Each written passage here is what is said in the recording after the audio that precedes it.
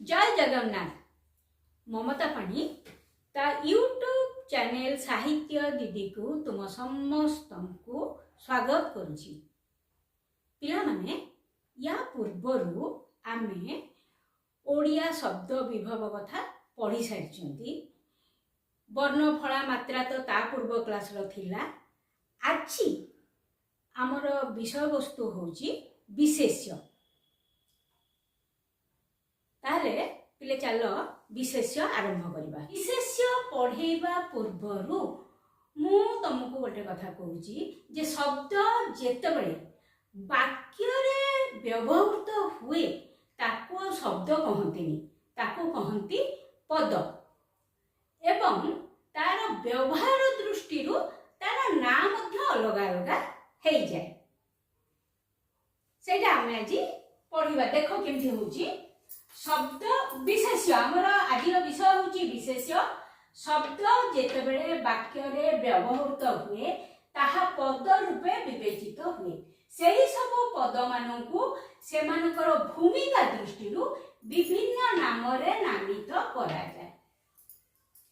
वाक्य भितरे से शब्द मानकर काम कोन, काम अनुसार ताकर अलग अलग नाम थाए। गोटे हला विशेष्य, विशेषण, सर्वनाम, अव्यय और क्रियापद। तो आज आमे प्रथम विशेष्य पढ़िबा। प्रथमे आमे देखिबा विशेष्य काहाको कहंती।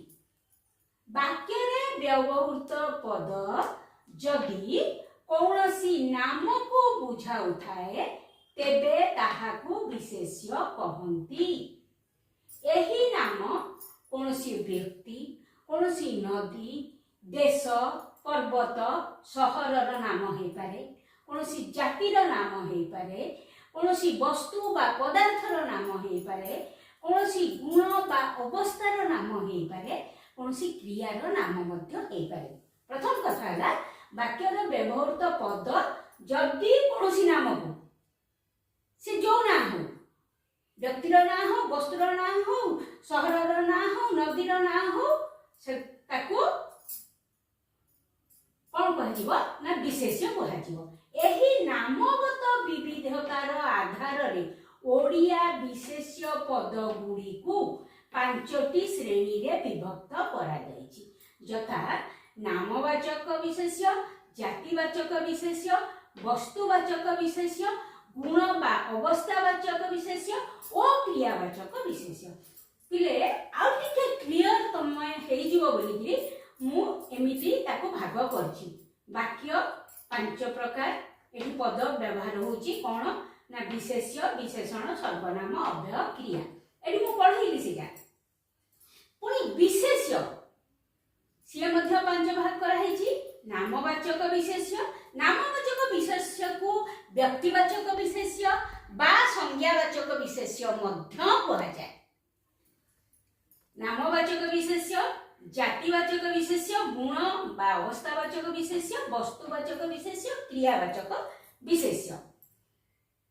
पिला माने देखो नामवाचक विशेष्य जेउ पद गुड़िक कौनसी व्यक्ति, नदी, राज्य, ग्राम, देश, पर्वत, सहर प्रभृतिर नाम को बुझाए ताहाकू नामवाचक बा संज्ञावाचक बा व्यक्तिवाचक विशेष्य कहा जाए।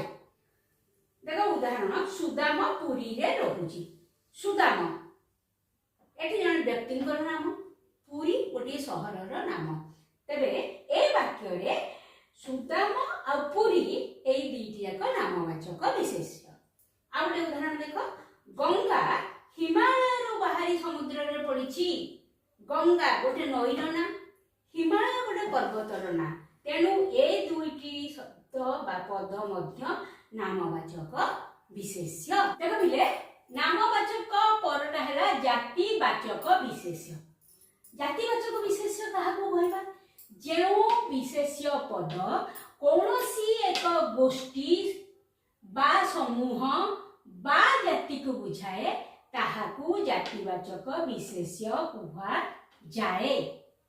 उदाहरण कौन देखो मनुष्य, पशु, पक्षी, पर्वत, वन, गाई, वृक्ष, नदी, समुद्र देश इत्यादि एगुड़िक कौन होची मनुष्य जाति पशु जाति पक्षी जाति एगुड़िक कौन होची ना कौन सी गोष्ठी बा समूह बा जाति को बुझाऊची।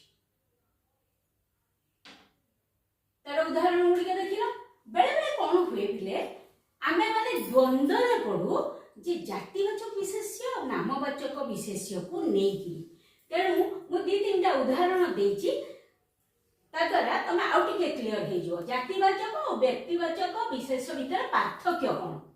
मनुष्य देख जातिवाचक किंतु ए मनुष्य जाति भितर रमेश जनकर ना ये हो व्यक्तिवाचक बा नामवाचक बा संज्ञावाचक विशेष्य। सेमती पर्वत गोटे जाति किंतु हिमालय गोटे पर्वतर ना तेणु पर्वत जातिवाचक विशेष्य बेले हिमालय नामवाचक विशेष्य। ठीक सेमती नदी नदी होची जाति जातिवाचक विशेष्य ब्राह्मणी गंगा गोदावरी कृष्णा कावेरी ए सब गुड़ाक हो जाउची तमरा नामवाचक बा संज्ञावाचक विशेष्य। देश देश होची जातिवाचक विशेष्य से भितर भारत नेपाल भूटान म्यांमार जहाँ भी नहीं पार पाकिस्तान एगुड़ सब कौन ना नामवाचक विशेष्य। एमती बेले बेले पिला माने कन्फ्यूज करती से दी चार उदाहरण देली।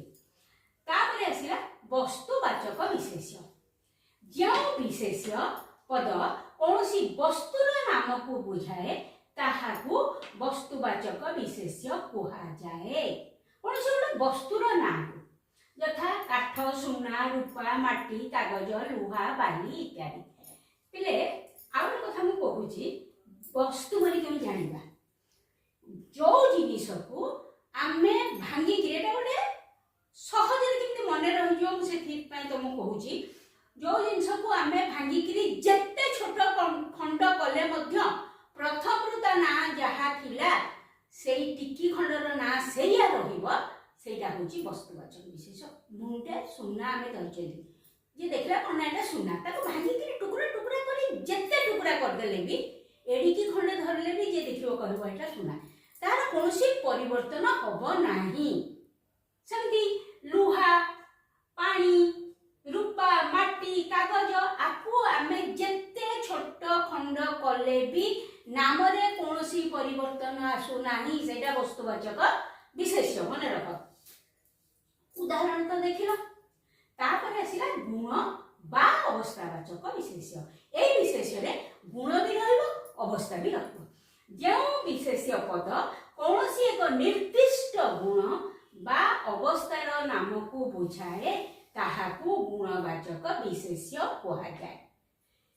ले एडी गोटे कथा मन रखिबो भल आ मंद उभय को गुणवाचक कहा जाय अर्थात सुगुण दुर्गुण दीटा को गुणवाचक विशेष्य भितर चली जीवो। एठी अछि मु लिखिछि भल ओ मंद उभय गुण आ दोष को प्रकाश करथुआ पद गुड़िक गुणवाचक विशेष्यर अंतर्गत। भल गुण भी सेथिरे जीव दुर्गुण मध्य सेथिरे जीव बा दोष मध्य सेथिरे जीव। भल गुण देख कोन समता साधुता उदारता नम्रता सहिष्णुता सत्य अहिंसा क्षमा स्नेह श्रद्धा एगुड़िक सुगुण। दुर्गुण बा दोष दोष भी से जीव देख मुझे सब अलग अलग कर ठकामी क्रोध गर्व दुष्टामी और कपटता इत्यादि छाड़ एठी हमर अछि गुण बा अवस्था। गुण आमे देखिदेले अवस्था कोन वार्धक्य शैशव यौवन दारिद्र्य कैशोर एगुड़िक अवस्था। तेणु भल गुण हो बा दोष हो आउ अवस्था ए तीनिटा जाक गुण बा अवस्थावाचक विशेष्य भितर चली जीव। सुगुण दुर्गुण अवस्था ए तीनटा गुण बा अवस्थावाचक विशेष रे जीव। आ गोटे रहिला देख एटा होची शेष क्रियावाचक विशेष्य। जो पद कौनसी कार्यर नाम को बुझाए ताहाकू क्रियावाचक विशेष्य कहंती। କାର୍ଯ୍ୟର ନା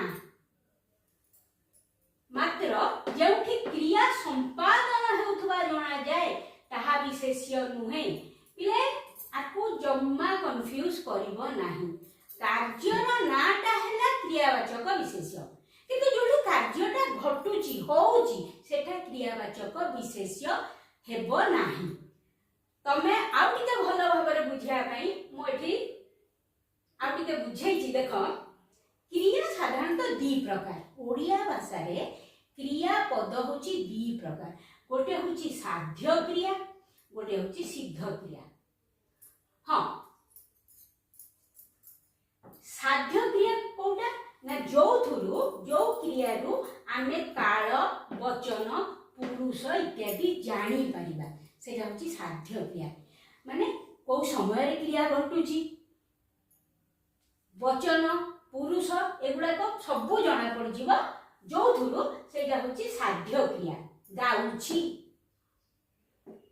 एठी आमे कोन जानले एटा वर्तमान काल मु गाउची बा से गाउची भी हेई परिबो। सेठी पुरुष वचन भी आमे जानि पाले एगुड़ा एक वचन, किंतु बहुवचन नुहे। गाइबू सेटा केम जानिबा ना आम्भे माने गाइबू भविष्यत काल बोली जना पड़ुची एवं आम्भे माने गाइबू सेठी मध्य वचन जना पड़ुची, पुरुष जना पड़ुची। गाई थिले अतीत से माने गाई थिले सेठी मध्य वचन और पुरुष जना पड़ुची।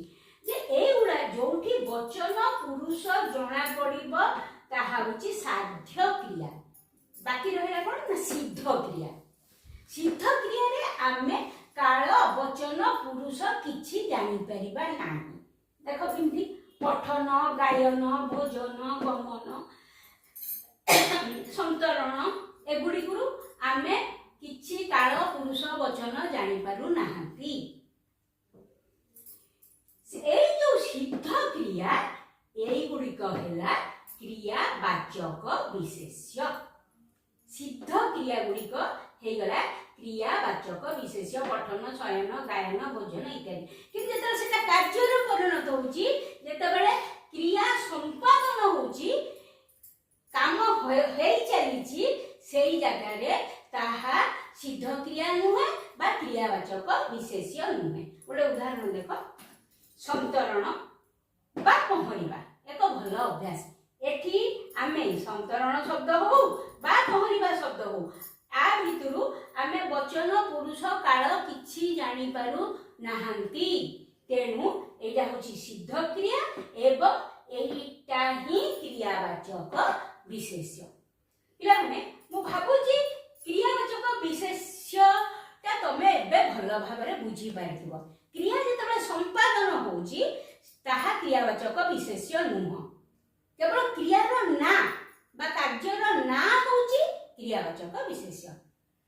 पिला माने आमे आज विशेष्य सारी देले एवं मु भाबुची विशेष्यटी तमे भल भाबरे बुझी पारिथिबो। आ जदि बुझी थाओ ताहले लाइक, शेयर और सब्सक्राइब करिया को जम्मा भी भूलिबनी।